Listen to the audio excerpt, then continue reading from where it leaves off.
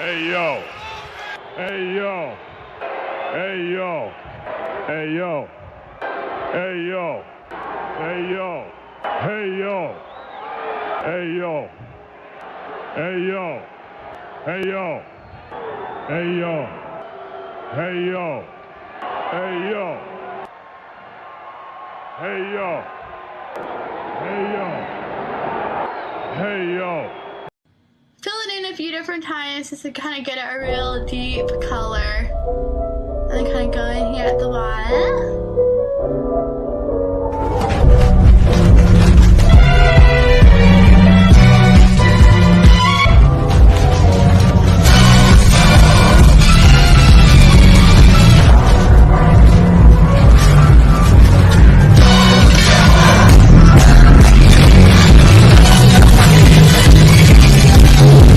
Threats are part of wrestling, you know? But you gotta look at the person that's making the threats. This fat son of a bitch, he's challenged all of us, has been world champions before, been in this business 15, 20 years, and this fat son of a bitch is gonna challenge us all out. Calm down, okay? All right? He's fat! I'm gonna... about this. I don't care if he don't... I'll make him bleed. Let's go! Who are those guys?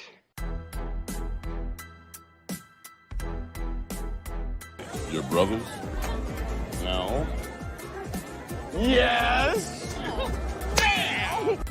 Beginning to get on my nerves. Who are those guys? I couldn't do that. Could you do that? How can they do that? Who are those guys? The fucking Diaz Brothers!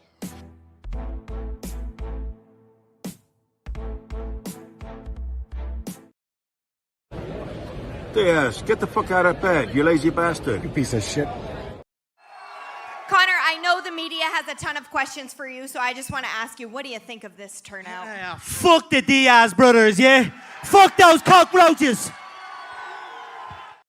Are we live? Hello and welcome to the show. I know you guys are expecting the studio today, but the studio was been vacated. There's a big tournament going on in the productions area of where I work, and I would have had to get past a bunch of people, and then the internet, they're probably streaming over there, so it would have been garbage. And my brother, who usually does the show with me, this is the Diaz Brothers show, is out of town. So Brandon's out of town, no studio. We're in the office, but we're still going to do a show. And I got a guest. What's up, everybody in the chat? Guys, tweet this out. We're streaming only on YouTube and Facebook right now because I worked earlier. I couldn't set up the Rumble thing, yada, yada. But thank you guys for being here. Share this out because we have a very special guest today. And we're doing the interview in the front half of the show. We'll get back to everything at the end of updates and Ask Louie. So stay tuned for Ask Louie. But here comes a special guest that's been rocking some boats with his new comic. Here he is. Awesome to the max. Mr. John's Longbox himself. Hey, how you doing? Thanks for having me. Yeah, thanks for coming on, John. Now, I'm sorry the production is kind of low right now. It's okay. I'm a low production kind of guy. You heard me mention the studio. Usually my Friday shows, I do it with my brother. We actually have like a studio with a couch. Some people call it a casting couch, but I don't really cast anything. Okay. And then I got a soundboard with like all these effects and music. And so I'm sorry that you're here on the week where it's a very low budget. You know, I'm a low budget guy. That's okay. I'm sitting here in my basement. Well, yeah, thanks for being here. You have your comic, which is it's on Kickstarter now too, huh? Right. It's on Fund My Comic, and I did pretty well on Fund My Comic. And then everybody told me you got to go to Kickstarter, and I put it on Kickstarter with the variant cover. It's creeping along on Kickstarter, and I have a third variant cover that I'm going to do Indiegogo, and that I'm hoping that's clean up. Yeah. So awesome. I do have the Fun My Comic in the description. I'll post the Kickstarter. If someone if there's a mod over there, I see Miromi's dropping the Fun My Comic. If someone could grab the Kickstarter link as well and throw that in there too, that would be awesome. But John, I started watching your channel, and like the big interview you did that really polarized me, not polarized, but magnetized me to your channel was the Jim Shooter interview. Yeah, that was a good. Yeah, that was so much fun. Just people like, how did you do it? Well, I heard that Jim Shooter is an approachable guy. I don't know. He looks unapproachable. Like he looks like a stern, mean guy. And everybody says, no, he loves to talk comics. And Marcus Kellergroup, who's my moderator, says he's real approachable. So I just cold called. I got his email address and then emailed him, and he agreed, and that was it. And that's been my approach. Just ask people. And if they don't say no, thing, right? Say, well, I'm busy right now. That's not a no. Keep pestering. Yeah, the worst they could say is no, right? And then you move on. But college, just keep. I met Marcus at Heroes Con this year, and Jim Shooter was also there, and he's freaking taller than me. He's like 7 foot. Yeah, he's a giant. He's a giant. But so that interview was so interesting. If you guys have not subbed to John's channel, definitely do so. He did a banger of a freaking interview with Mark Miller this week as well, which was mind blowing. That was mind blowing because he told me that we were going to have 15 minutes. Yeah. Because he was just like, he's busy. And yeah. Watch that video. I was like, am I being rude? Am I taking this man's time? So I kept saying, well, you got to go. And he was like, right when we started talking about Dungeons and Dragons, I mentioned Dungeons and Dragons. Then I realized I'm being rude. He's being polite. So I gave him an out, and he was like, no. And we talked for like another 40 minutes, so yeah, that was great. And then like, this is going to sound awfully pretentious, but like I sent him links to all my friends' campaigns and stuff like that, because he was saying, he's not really that familiar with the Kickstarter crowdfund side of comics. So I was just like, do you mind if I send you links to these comics that I really, really enjoy? And you can only, he's like, yeah, sure. And then he sent me a link back. I'm gonna back all of these comics. So that's insane, man. This is a guy that likes like it or not. He's Stan Lee right now. Oh yeah, he's the biggest writer right now, right? And I think this is what LE is talking about. Is talk about the exclusive. I think that's was this, which was the where is it here? Which I stole from your channel. I tweeted this out, which was the Narwhal announcement with him doing work with Pear, which is insane. I was watching live, and I'm like, holy crap! I messaged all my buddies. That blew me away. Yeah, I do a show every Thursday night with Narwhal, Irene, and Hyper Wizard, and Narwhal didn't even tell any of us, and we he was probably told to shush. You know what I mean? Yeah, you don't want to ruin it. It's like, yeah, sorry guys, I signed an NDA. I was nervous about it. I'm like, dude, that's awesome. And that seeing that unfold on your show made my day. It blew me away. Narwhal is an awesome guy. He's been on my channel. I've been a fan from him since I heard of him. I think I'm trying to remember where I saw him first. I think from your boy Zach. Yeah, or work with him, and I had him on my channel, and we talked. I don't think I'm saying anything that anybody else. He's like a nice, shy guy. You know what I mean? Very, very. What's the word? Like self-effacing. It was just a pleasure. It couldn't happen to a nicer guy. I mean, Narwhal's going to be a legend soon. There's no other. And I look at it as like he's one of us. A boy from the block is making it big. Oh yeah, I mean he's a grassroots guy, and I got all the stuff right over here. I have piles of comics over here, and one pile is all crowdfunded stuff, and other stuff is older stuff. And I try to read the crowdfunded stuff, but I'm a lunatic and I buy too many comics. So, and it always goes on top. So sorry, I'm going to pull your stuff out and read it. Otherwise, I read Foreign Agent 2. I have like small tables surrounding me that are just stacked with like graphic novels and trades and stuff. And And I know somebody's going to ask. Yes, I'm wearing a neck collar. I broke my neck on the 17th. And, dude, that was insane because that was the day you were originally supposed to interview with Mark Miller, and I saw that. I'm like, oh no, that's insane. I'm so glad you're all right. You know, it's funny because I had Billy Tucci scheduled and I had Mark Miller scheduled for that day. Yeah. And as they were putting me in the ambulance, I was sending messages to Billy and Mark. I'm sorry, guys. And I actually took a picture of myself so that they wouldn't think, you know, and I'm like, I just blew it. And I was talking with Mark before we went live. Yeah. And he goes, so what happened? I said, well, I was racing home so I could talk to you because you made it. You know? And he went, oh, like, and I was just joking. Oh, Mark, I just saw somebody came up on my phone. Thank you, Mark. Mark just says he just backed my book. Thank you so thank you, Mark D. I hope I live up to your expectations. Thank you for being here, and thank you for backing John's book. You Thank guys you can so back much. it on Kickstarter. I'm still ahead of or for my schedule. comic. I should be shipping out in the fall. That's beautiful. Yep. That's awesome. And this Artwork's is all your done. All of the I have fake ads. Everything is done. It's just we're just waiting for the last couple of pages to get colored. Awesome. And once it's colored, lettering's pretty quick. And speaking of lettering, I might as well. Bill Williams is my letterer. He just sent me these hardcover Punchline books. This is Bill Williams. Oh yeah, I hung out with Bill. He's a great guy, isn't he? At not Heroes Con. He's a Texas guy.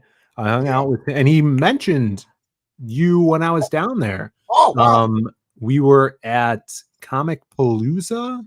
Is that what it is? Yeah, Comic Palooza in Houston. Texas is so big.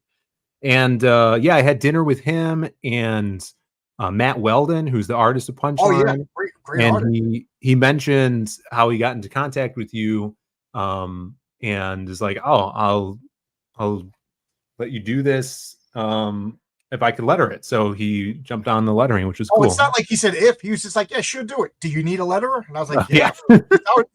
You know. Yeah, so that's awesome. And yeah, Houston. That's right, Moromi. Or Austin, who knows? I was somewhere. Yeah, it was the same place as Matsuri. Yeah, it's right. It's crazy because Matsuri is so gigantic. It's a big anime convention that happens in Houston at that convention center. And then Comic Palooza is like takes up a fraction of that convention center. But it was very... Where do you live? I'm in Chicago. Oh, okay. I don't know why I thought you were like a Texas guy yourself. No. I've been to Texas quite a few times in the past couple of years. Lots of great friends down there. But yeah, I'm in Chicago, and I've been traveling now for conventions and with all my comics and stuff. So it's been awesome. I can't wait to do that more. But this is your first comic, is that right? This is my first comic. Yeah, Heroic Tales, issue number 1 features the patriarch. You know, I've been role playing games with my friends for years, making up stories, making up, you know, and you know, if anybody's Dungeons and Dragons or whatever, they're like, wouldn't this make a great comic book? Well, you know, so I'm making a comic book, but you know, I'm not using any of my friends' characters. I'm just using the world that I created. So I mean, I have like, I'm not even joking, 20 to 30 years worth of notes on this world, and I made up the NPCs, and I made up my character, the patriarch, to be the. And then my friends got mad at me, dude. You're making a comic book. You're not even using our characters. I was like, I didn't think I had the right to use your character. So issue number 2 is going to have like cameos of some of my friends' characters, and then later on. So issue number 1 is the patriarch, 22 pages, and then I have an 8-page backup of Unheroic Tales, which is the origin of a bad guy. Oh, I like that. That reminds me of I mean, I grew up in the age of the video games, so I'm about to turn 31. So I grew up playing a MMO called City of Heroes. Yeah, I remember City of Heroes. Yeah, and then they came out with City of Villains, so that just like triggered that memory. We have Unheroic Tales and Heroic Tales. I dig that. It's pretty cool. So so Renzo, I reached out to Renzo. He's such a good comic book artist. You know, phenomenal, dude. He's born to do superhero comics. So my premise is it's a return to like Bronze Age, wholesome all ages comics. So in my mind, the kayfabe of my mind is this is coming out alongside Legion of Superheroes, New Teen Titans, Fantastic Four, Avengers at the spinner rack. You know what I mean? So Oh I'm my so God. excited. How you doing? So Brandon's interrupting driving. Get out of here, Brandon. We're doing an interview You don't here. need two people in a neck brace. Yeah. John's already in the neck brace. You don't need to be in one. So I'll be fine. Oh my God. All right. So Go on, John. You know, so I wanted it to look like that. So I'm pretending that it's like Comics Code Authority. So it's all ages, you know, and then I wanted to get classic comic book artists to do variant covers. So if you scroll back up, this is Pat Broderick. Oh, awesome. Pat Broderick he's working with Mike Barron doing a Bronze Star. And yeah, I could tell that it's his style. He has that like jabby line. Yeah, I don't know if it's called or if it's stippling or if it's called it's almost like stippling or something like that. I'm not but I love that. And then below this image, if you scroll down, this is my favorite, hands down. Like I was just like, this is going to be the back cover, and I wanted the back cover to encapsulate everything about the patriarch. So, you know, I'm sure we can all agree that like males, you know, the fatherhood and stuff like that has been getting kind of like bashed upon lately. So I wanted to make a positive masculine character. So he's a father, he's a husband, he's a dad, he's a superhero, you know. So this is all he wants to do is go home to be with his family. He's a good guy. He's a good family man. He's got 7 kids. He's got a beautiful wife. But he's got powers, and like Superman, he has heightened senses. So he's always like, oh, there's trouble. So he's always just trying to spend time with his family, but you can't, you know what I mean? Always gets pulled away. So that's you know, that's what you know, and then you can see the wife has some scars on her because of a story that'll be revealed in issue, I think 4. So the family's kind of like hard to get to. They're off the grid. They're homeschooled. They're homesteading because, you know, the world is a crazy place when there's supervillains. So that'll cause some family problems later on. And then you look at this wonderful artwork by Renzo, these colors by Daniel De La Silva Rodriguez. You know, your boy Zach over at Diversity Comics always said, "Don't bad guys just rob banks anymore?" So I said, "I'm starting this issue with the bank robbery." That's awesome. So it's funny. Yeah, we did a bank robbery scene in our second Lost Pages book too. Yeah, the classic. You got the heist. You know. Yep. So this, you know, I just love this, you know, and Renzo draws beautiful. It's funny because in the you know, in the script, I just said he has 3 gorgeous hench women, you know, because he's Boss Moxie. His whole thing is he's ostentatious. He's he's like robbing banks in the middle of the day, making a big show of it and stuff like that. So of course he's got beautiful hench women, and then he draws them like as showgirls and everything. And then people, they like the redhead, so she actually is like becoming her own character. Just a throwaway line, but Renzo, you know, people like that butt. So what do you want me to do? Yeah, I mean, it's too late for issue 1, but she will be making a return. That's hilarious. And here he is. He's trying to get home, but before he goes home, he turns on his senses. And unlike Superman, it's an effort for him to turn on his senses. You know what I mean? Like, like to me, like Superman, like when Superman spends time with Lois Lane, I always like, dude, you're effortless. Listen, there's somebody in the world starving. You know what I mean? But he has to rest. He's vastly weaker than Superman. You know, and when he uses his senses, he's actually very vulnerable. Think of it like Doctor Strange. He sends out like his senses out, so he's vulnerable so he'll do it while he's flying through the air, or if he's hidden away, because you could literally walk up to him and stab him while he's doing that, and that's the end of him. So yeah, I love the how Renzo depicts that. In this one panel, super cool. I said that in the script. I said he does that Spider-Man sense thing, you know, the Peter Parker, and he knew exactly. Renzo knows his comics. Yeah, that is awesome. So he sees that there's a cat stuck in a tree. A little kid loses his ball, but the car driving off the road wins out at that particular moment. That's the most dangerous thing, you know. And then I wanted to show how his powers are different than Superman. You know, so he's telekinetic. He's more like Jean Grey than Superman. Yeah, more mental power as well. That's cool. You see, he's repairing the car with it. Just what a good dude. You know? Yeah, he's a good guy. He's a good guy. You know, that's great. You know, these people taking pictures of him, and then he repairs the barrier. Super cool. I just wanted to show that he's as much as he looks like Superman, he's very different.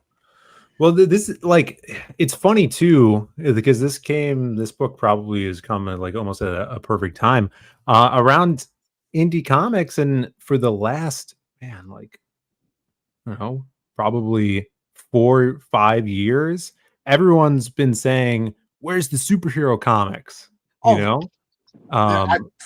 know Brandon and my brother and I have heard that from our buddies that have been backing this stuff for years. They're like, no one's doing Red Rooster was that the last superhero comic that came out. That was so good. That Red Rooster was so good. So long ago too, but no one's really kind of capitalized and hit the mark on capes, cape books. Yeah, like even if you listen to the chat over there.